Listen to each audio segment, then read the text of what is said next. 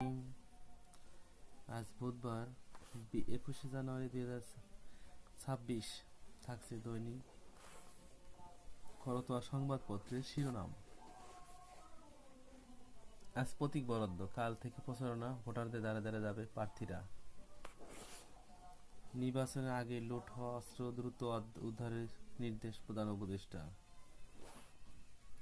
জুলাই গণঅভ্যুত্থানের স্মৃতি জাদুঘর গোটা পৃথিবীর এক নজিরবিহীন দৃষ্টান্ত।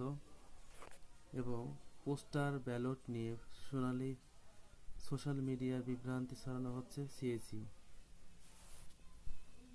এবং কোটি টাকার ফ্ল্যাট পাচ্ছে হাদির পরিবার। ক্ষমতা নয়, মানুষের কল্যাণে রাজনীতি করি, বলেছেন তারেক রহমান। প্রার্থিতা ফিরে পেতে বিএনপির প্রার্থী মঞ্জুল আহসান মুন্সির রিট শুনানি আজ। নতুন পে স্কেলে সরকারি কর্মচারী সন্তুষ্ট হবেন আশা। অর্থ উপদেষ্টা এবং গণভোটে হাঁ পক্ষে কাজ করবেন জামাত, শফিকুর রহমান। জামাতের আমির সহ 7 নেতার নিষেধাজ্ঞা দেওয়ার নির্দেশ।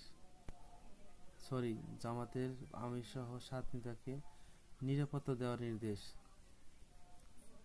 2 মাসে দেশে আসবে 3,51,700 মেট্রিক টন এলপিজি।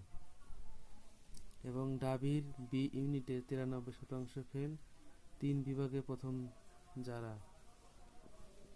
এবং স্থগিতের গুঞ্জন, প্রাথমিক শিক্ষক নিয়োগ পরীক্ষা ফলাফল শিগগিরই। এই ছিল দৈনিক করতোয়া সংবাদপত্রের উল্লেখযোগ্য শিরোনাম। ধন্যবাদ আমাদের সাথে থাকার